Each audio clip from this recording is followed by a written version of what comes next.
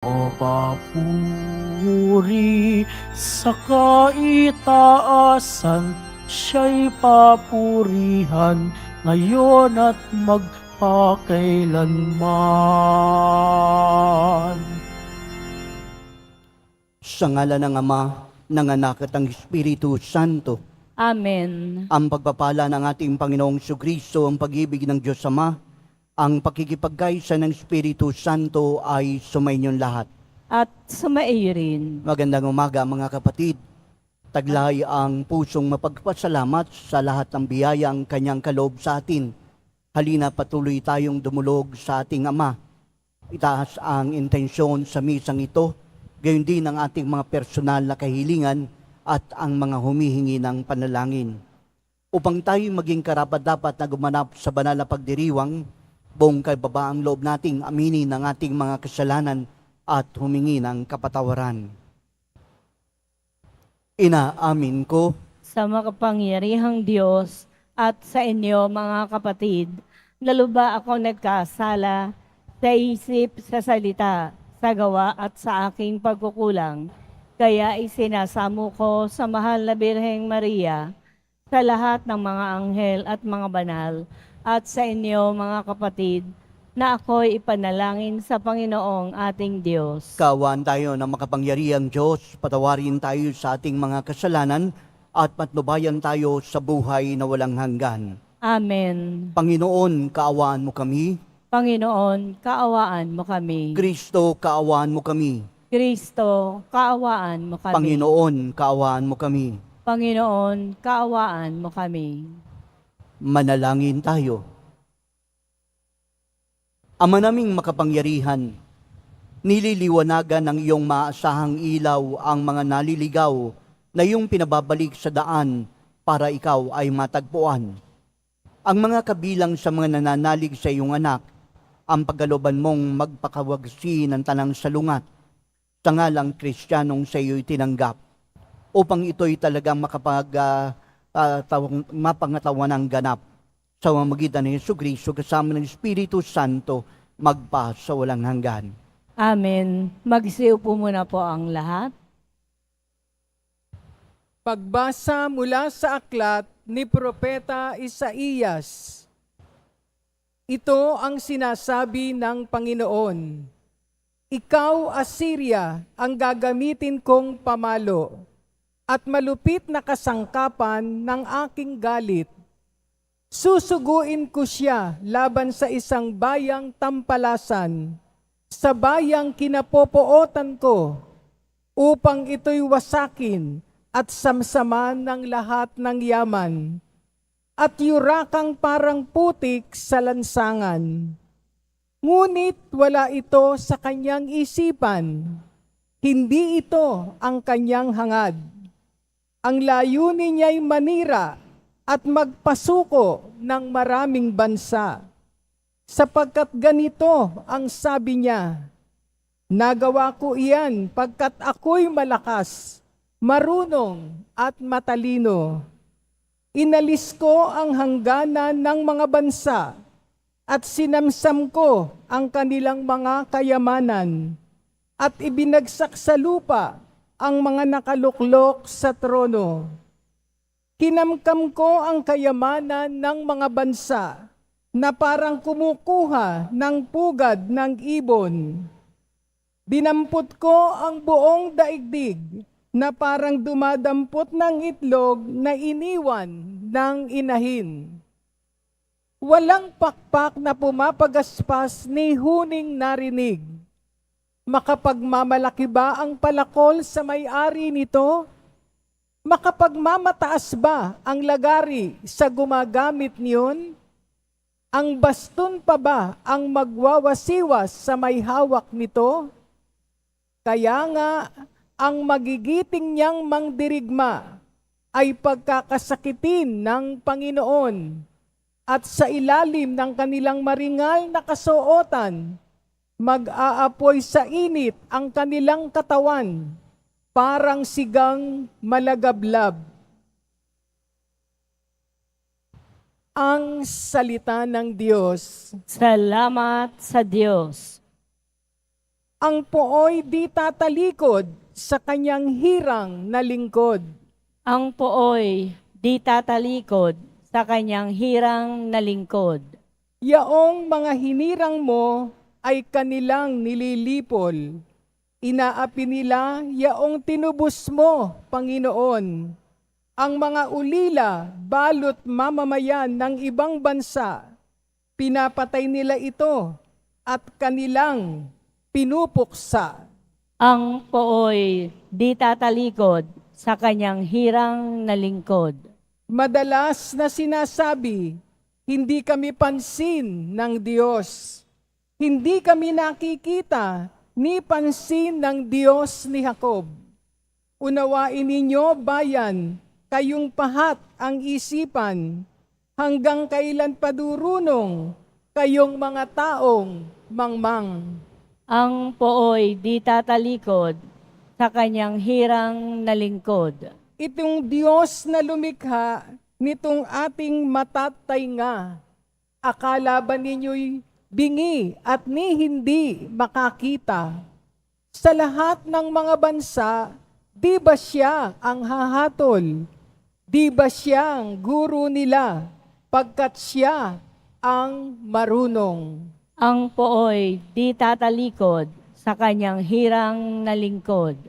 Ang lingkod ng Panginooy hindi niya iiwanan. Yaong mga hirang niya'y hindi niya tatalikdan. Mababalik sa matuwid ang ganap na katarungan. Diwang ito ang susundin ng tapat ang pamumuhay. Ang pooy di tatalikod sa kanyang hirang na lingkod. Magsitayo na po ang lahat.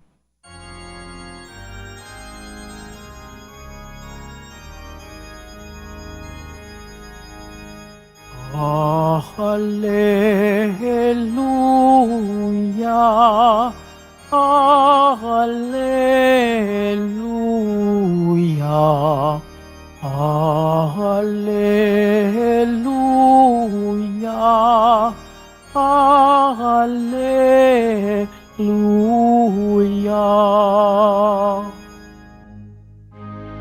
Papuri sa Diyos Ama, pagkat ipinahayag niya, hari siya ng mga aba. Hallelujah, Hallelujah,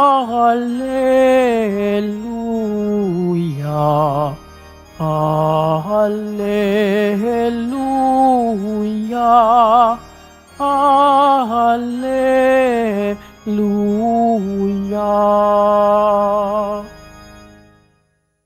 Sumainyo ang Panginoon. At sumaiyo rin. Ang mabuting balita ng Panginoon ayon kay San Mateo. Papuri sa iyo, Panginoon.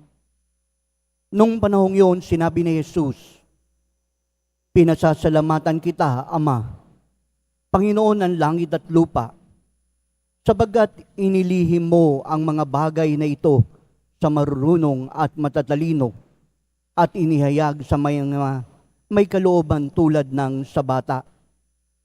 Oo, Ama, sabagat gayong kinalulugod mo, ibinigay sa akin ng aking Ama ang lahat ng bagay.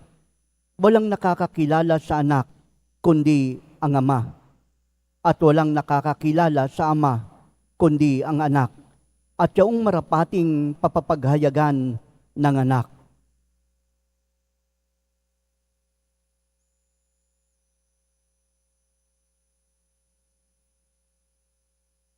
Ang mabuting balita ng Panginoon. Pinupuri ka namin, Panginoong Heso Kristo. Magsiyo po muna po ang lahat. Muli magandang umaga po sa ating lahat, mga kapatid. Alam niyo po, madalas ninanais nating maunawaan ang kalooban ng Diyos para sa atin. Pilit nating tinitignan kung ano nga ba talaga ang gusto niyang gawin natin. Kaya naman, Yung buhay po natin punong-puno ng katanungan dahil sa pagnanais nating makita at maganap kung ano ang naisin ng Diyos para sa atin. Pero bilang tao, kapos ang ating pag-iisip sa kanyang karunungan. Hindi natin maabot ang kalaliman ng naisin niya para sa atin. Kaya naman, ano po ang gagawin po natin para mas lalo natin siyang makilala at maunawaan and eventually magawa kung ano ang nais niya para sa atin. Alam niyo po mga kapatid, nagkaroon po tayo ng susi para lubusan nating unawain ang naisin ng Diyos para sa atin. At yan ay walang iba sa pamamagitan ng ating Panginoong Hesukristo. Sa pamamagitan ng ating Panginoong Hesukristo, mas lalo po nating nakita ang tunay na kahulugan ng ating buhay at pakikipag-ugnayan natin sa Diyos Ama. Sa pamamagitan ng ating Panginoong Jesucristo, mas nauunawaan po natin ang pamamaraan ng Diyos Ama kung ano ang nais niya para sa atin. Ngunit, hindi naman po sapat ito kung ito po'y mananatili sa ating isipan dahil magiging kapos pa rin ang ating pag-unawa. Kung ganoon mga kapatid, kailangan po pala natin na mas lalong palalimin pa natin ang ating pag-unawa at pagkilala natin sa ating Panginoong Jesucristo. Ang tanong, paano mo po mapapalalim ang iyong pakikipag-ugnayan sa Diyos? Una, kailangan po nating gawing ganap ang ating pong buhay panalangin. Kung hindi po tayo mananalangin at hindi natin kakausapin ang ating Panginoon araw-araw ng ating buhay, hindi rin natin mauunawaan kung ano ang kalooban ng Diyos para sa atin. Kung ganon mga kapatid, ang batayan pala ng pagkakilala natin sa Panginoon ay ang batayan ng ating pakikipag-ugnayan sa Diyos sa pamamagitan ng buhay panalangin. Ikalawang bagay na dapat po nating pagningasin sa buhay natin ay hindi lamang ang panalangin, kundi ang ating personal na pagkakilala sa Diyos. Paano natin magagawa po ito? Father, nagsisimba po ako, nakikinig po ako sa misa. Ito po'y isang bagay na pwede nating tignan. Ngunit isa sa napakahalaga ay ang pagbubukas ng ating Biblia, ang pagbabasa sa salita ng Diyos. Dahil dito, masusumpungan natin ang karunungan ng Diyos at maipapakilala ng Diyos sa atin kung sino siya. Ang nangyayari po yata sa buhay natin, hindi po Biblia ang binibigyan natin ng pansin sa ating buhay, kundi mismo ang mga cellphone ang lagi nating kasama, katabi natin sa pagtulog. Umaga pa lang, bubuksan natin, bago tayo matulog, bubuksan natin. Ito po'y isang napakagandang pagtatanong sa ating sarili. When was the last time na ikaw ay nagbukas ng salita ng Diyos at nagbasa nito? Maaaring ang ebanghelyo pong ito ay isang napakagandang paalala para sa atin. Go back to the root of our faith. Walang iba kung hindi ang salita ng Diyos. Marami tayong tanong sa buhay. Marami tayong hindi naiintindihan. Pero sa salita ng Diyos, magiging maliwanag ang lahat. Sa salita ng Diyos, malalaman natin kung ano ang nais ng Diyos para sa atin. Pero tulad ng dati, bilang isang tao, parang hindi naman tayo nagkakaroon ng ganung pagkakataon. Kaya naman, pagbubukas po ng ating pong puso at diwa sa pag-unawa natin sa Diyos, siguro po tayo pong laging nagsisimba rito sa Quiapo, mas madali po nating mauunawaan kung ano ang pamamaraan ng ating Panginoong Jesucristo. Walang iba kung hindi ang kapayakan ng buhay ang pagiging mababa dahil sa larangan ng tinatawag po nating pride, tinatawag po nating pagmamataas sa ating sarili, nalalayo tayo sa Diyos. At paglayo natin sa Diyos, nagtitikom, nagsasara ang lahat ng pintuan para mas maunawaan natin ang Diyos. Bakit? Kasi meron akong isip, sapat na ang aking kaalaman para maunawaan ko ang Diyos. Ngunit ang ating isip ay hindi rin sapat para mas lalo nating makita kung ano ang nais ng Diyos sa buhay natin. Sa isang taong mapagmalaki, punong-puno ng sarili, sa isang taong kinikilala lamang niya ang kanyang sarili, hindi siya kumikilala sa galaw ng Diyos, sa kamay ng Diyos, sa kanyang kapwa. Ang kinikilala niya lamang ay ang kanyang kapangyarihan. Ang tinitignan niya lamang ay ang kanyang kaisipan. Ngunit hindi siya bumababa sa puso niya upang mas lalo niyang maunawaan ang Diyos. Parang ang palay, di ba? Kapag ang puno, ang dahon, ang palay ay hitik ng bunga, siya ay bumababa. Ito rin sana ang tao. Kapag tayo'y napuspos ng biyaya, ng kaalaman, natututo tayong bumaba, yumuko at kumilala na ang lahat ng mayroon tayo ay nagmumula sa Diyos.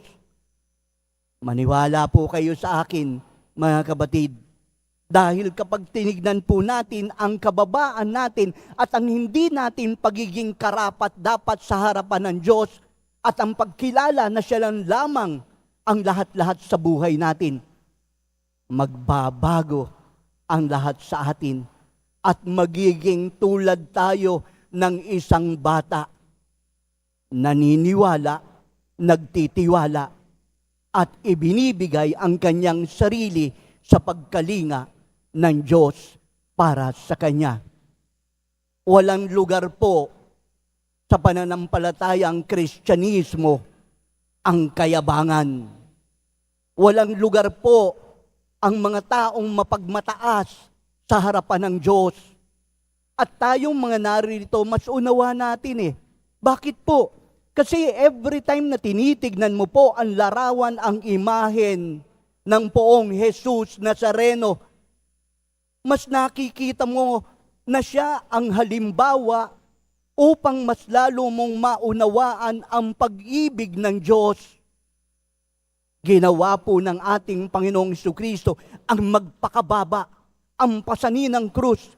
Hindi po dahil sa nais niyang maghirap, kundi dahil alam niya sa kanyang sarili na nais niyang ipakita ang pagmamahal niya sa Diyos. At ito ay ang pagsunod kung ano ang kalooban ng Ama. Ano ba naman yung maipagmamalaki natin? Wala.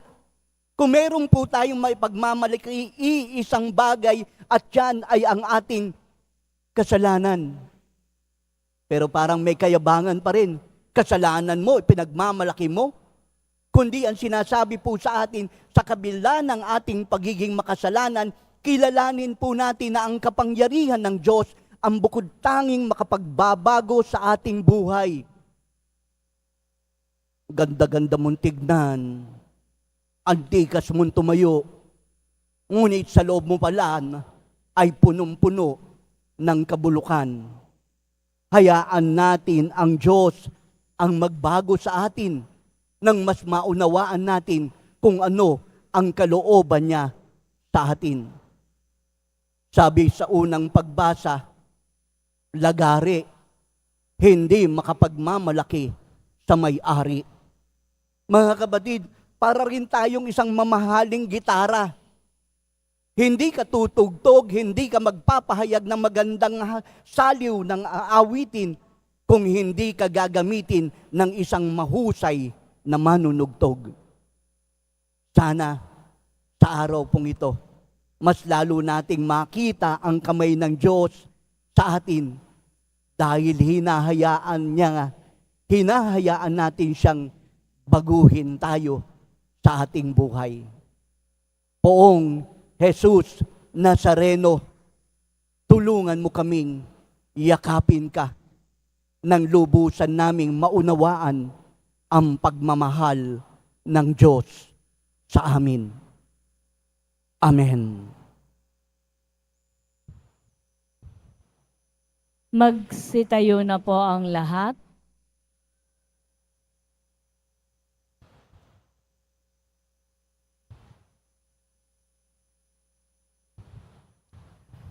Minamahal kong mga kapatid, ibinunyag ng Ama ang misteryo ng kaharian sa mga maliliit.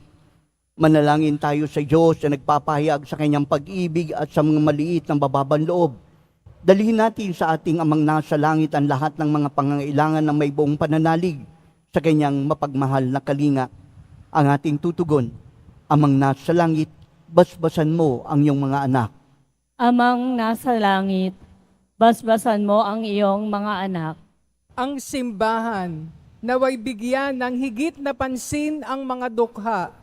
Manalangin tayo. Amang nasa langit, basbasan mo ang iyong mga anak. Ang mga pinuno ng gobyerno, naway pakinggan ang mga hinaing na at pangangailangan ng pinakamahirap na mamamayan. Manalangin tayo. Amang nasa langit, basbasan mo ang iyong mga anak. Ang mga bata, naway makilala ang Diyos sa pamamagitan ng ating pagtuturo at halimbawa. Manalangin tayo. Amang nasa langit, basbasan mo ang iyong mga anak. Ang mga may sakit, naway makatagpo ng kalinga at kagalingan mula sa mga taong nag-aaruga sa kanila. Manalangin tayo. Amang nasa langit, basbasan mo ang iyong mga anak. Ang lahat ng mga namatay, naway magkaroon ng kasiyahan sa walang hanggang kaligayahan sa kaharian ng Diyos. Manalangin tayo. Amang nasa langit, basbasan mo ang iyong mga anak. Panginoong Diyos, gawin mo kaming matalino sa iyong karunungan at tulungan mo kaming makasunod sa iyong kababaang loob na ipagnakilat sa amin ng iyong anak. Inihiling namin to sa magitan ni Kristong aming Panginoon. Amen. Magsayo po muna po ang lahat.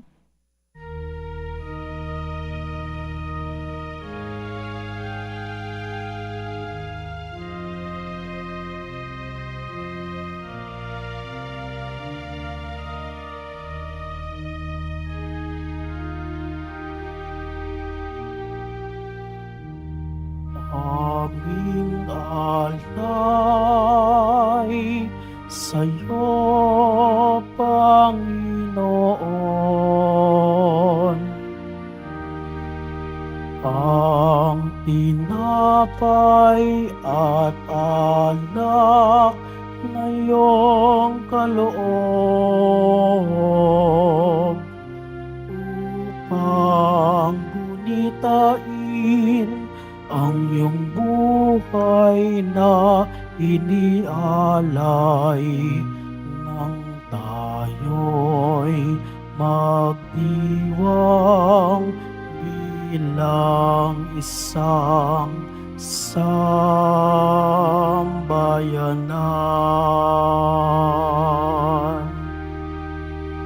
Magsitayo na po ang lahat.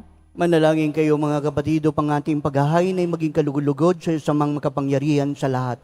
Tanggapin nawa ng Panginoon itong paghahain sa iyong mga kamay, sa kapurihan niya at karangalan sa ating kapakinabangan at sa buong sambayanan niyang banal. Ama namin lumikha, tunghayan mo ang mga alay ng iyong sumasamong sambayanan at tanggapin mo ang mga ito para madagdagan ang iyong kabanalan sa mga nananalig na tunay sa mamagitan ni Jesucristo kasama ng Espiritu Santo magpas sa walang hanggan. Amen. Sumainyo ang Panginoon. At sumaiyo rin. Taas sa Diyos ang iyong puso at isipan. Tinaas na namin sa Panginoon. Pasalamatan natin ang Panginoong ating Diyos. Marapat na siya ay pasalamatan. Ama naming makapangyarihan, tunay ngang marapat na ikaw ay aming pasalamatan. Pinagbibigyan mong ito'y aming maihayag kahit ito'y walang anumang maidaragdag. Sa kadakilaan sa iyo ay likas.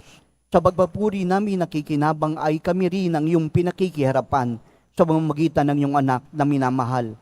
Kaya kaysa ng mga anghel nagsisiawit ng papuri sa iyo, nang walang humpay sa kalangitan, kami nagbubunyi sa iyong kadakilaan. Santo, Santo, Santo, Panginoong Diyos ng mga hukbo, napupuno ang langit at lupa ng kadakilaan mo. O sana sa kaitaasan, pinagpala ang naparirito sa ngalan ng Panginoon. O sana sa kaitaasan, magsilhod po ang lahat. Ama naming banal, ikaw ang bukal ng tanang kabanalan.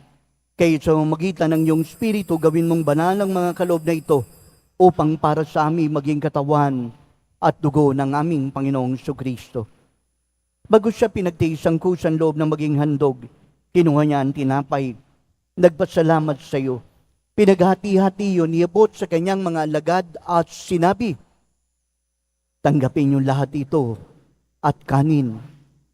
Ito ang aking katawan na ihahandog para sa inyo.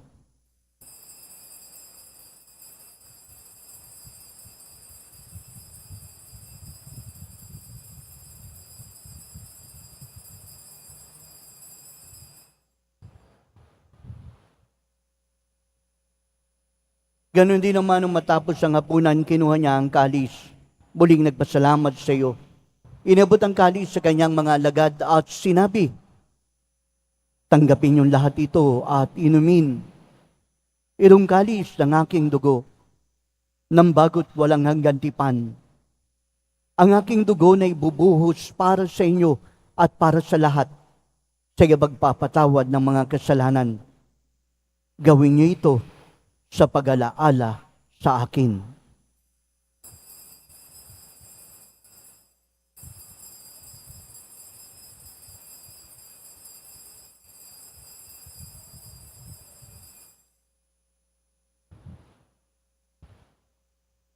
Magsitayo na po ang lahat. Ipagbunyi natin ang misteryo ng pananampalataya. Si Kristo'y namatay, si Kristo'y nabuhay, si Kristo'y babalik sa wakas ng panahon. Ama, ginagawa namin ngayon ang pag-alala sa pagamatay at muling pagabuhay ng iyong anak.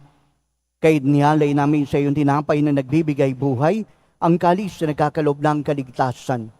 Kami nagpapasalamat dahil minarapat mo kami tumayo sa harap mo para maglingkod sa iyo. Kaya naman, sinasamo namin kaming magkasalo-salo sa katawan at dugo ni Kristo ay mabuklod sa pagkakaisa sa pamamagitan ng Espiritu Santo. Ama, lingapin mo ang simbahang laganap sa buong daigdig, puspusin mo kami sa pag-ibig, kaysa ni Francisco na aming Papa at ni Jose na aming Obispo, lahat ng mga pari, mga relyoso, diakono at ang intensyon ng iyong bayan. Alalahanin mo rin mga kapatid naming nahimlay na may pag-asang sila'y muling mabubuhay. Gayon din ang lahat ng mga pumanaw. Kawan mo sila at patuloyin sa iyong kaliwanagan. Kawan mo at pagindapating kami lahat na makasalo sa iyong buhay na walang wakas. Kaysa ng mahal na Birheng Maria, ina ng Diyos, ng kabiyak niyang pusong si Jose, kaysa ng mga apostol at ng lahat ng mga banal, San Juan Bautista, na namuhay dito sa daigdig ng kalugod-lugod sa iyo, may pagdiwang naman namin pagpupuri sa kararangal mo sa magitan ng iyong anak na aming Panginoong Hesus Kristo. Sa pamamagitan ni Kristo, kasama niya at sa Kanya, ang lahat ng parangal at papuri ay sa iyo, Diyos samang makapangyarihan, kasama ng Espiritu Santo, magpa sa walang hanggan. Amen. Sa tagubili ng nakagagaling na utos at turo ng mga ating Panginoong Kristo, buong pag-ibig nating ipahayag ng lakas loob. Ama namin, Sumasalangit ka, sambahin ang ngalan mo, mapasa amin ang kaharian mo, sundin ang loob mo dito sa lupa para nang sa langit. Bigyan mo kami ngayon ng aming kakanin sa araw-araw at patawarin mo kami sa aming mga sala para ng pagpapatawad namin sa nagkakasala sa amin. At huwag mo kaming ipahintulot sa tukso at iadya mo kami sa lahat ng masama. iniiling namin kami adya sa lahat ng masama pagkaraban ng kapayapaan araw-araw. Ligtas sa kasalanan, layo sa lahat ng kapahamakan. Samantalang aming pinananabikan ang nakilang araw ng pagpapahayag ng tagapagligtas naming si Hesus Kristo. Sapagkat iyo ang kaharian at ang kapangyarihan at ang kapurihan magpakailanman. Amen. Halinang manalangin para sa kapayapaan, kapayapaan sa buong mundo, kapayapaan sa ating bayan, kapayapaan sa ating tahanan, kapayapaan sa ating puso. Panginoong Kristo, sinabi mo sa iyong mga apostol, kapayapaan ang iniiwan ko sa inyo. Ang aking kapayapaan ang ibinibigay sa inyo. Tunghayan mo ng aming pananampalataya at huwag ang aming mga pagkakasala. Pagkalooban kami ng kapayapaan, pagkakaisa ayon sa iyong kalooban, kasama ng Espiritu Santo, magpa sa walang hanggan. Amen. Ang kapayapaan ng Panginoon ay laging sumainyo. At sumaiyo rin. Magbigayan tayo ng kapayapaan sa isa't isa.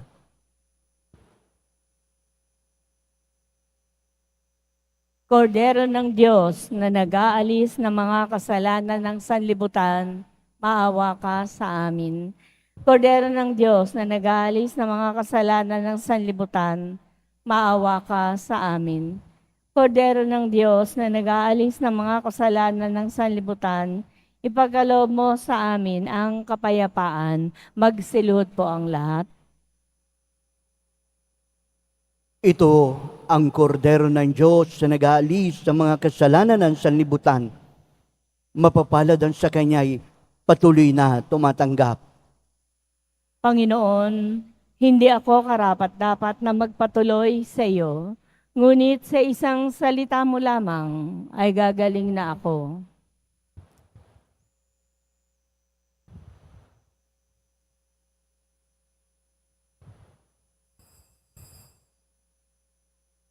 Para po sa lahat ng tatanggap ng banal na komunyon, sasagot po tayo ng amen.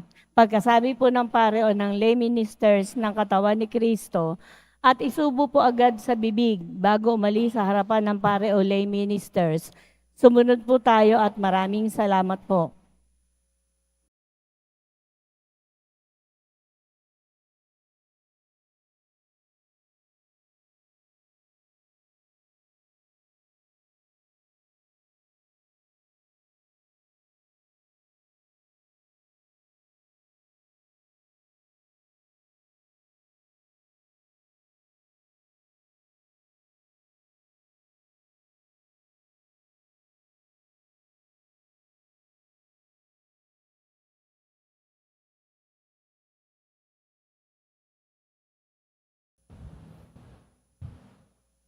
Manalangin tayo. Ama naming mapagmahal, kaming mga pinagsalo mo sa pigi na banal ay makatanggap nawa ng bungang karagdagan ng iyong pagliligtas na aming pinagdiriwang. Sa mamagitan ni Jesucristo kasama ng Espiritu Santo, magpa sa walang hanggan. Amen. Sumainyo ang Panginoon. At sumaiyo rin. Ang pagbabasbas ng Poong Jesus Nazareno. Mahal na Poong Jesus Nazareno, inihayag mo sa pamamagitan ng krus ang walang maliw na pag-ibig ng Diyos sa sangkatuwahan. Pakinggan mo ang kahilingan ng iyong angkang nagsusumamo at dumudulog sa iyo. Makamtan nawa nila ang iyong katugunan at tanggapin ang kasagutan ng may utang na loob na tinatanaw at pusong mapagpasalamat. Basbasan mo po din ang mga daladala nilang imahen, dasalan, sampunang kanilang mga panalangin. At sa pamamagitan ng pagbibendisyong ito, maalala nawa nila ang mga pangako nila nung sila ay binyagan na ikaw ay kanilang iibigin at paglilingkuran bilang Panginoon magpas sa walang hanggan. Amen. At pagpalain kayo ng makapangyarihang Diyos, Ama, Anak, at Espiritu Santo. Amen. Humayo kayong taglay ang kapayapaan ng Poong Jesus Nazareno. Salamat sa Diyos.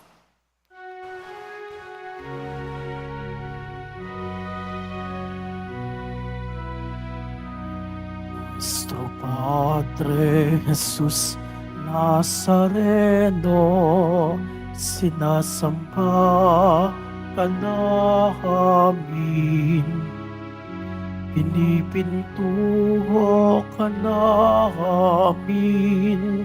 Aral mo ang aming buhay at kaligtasan.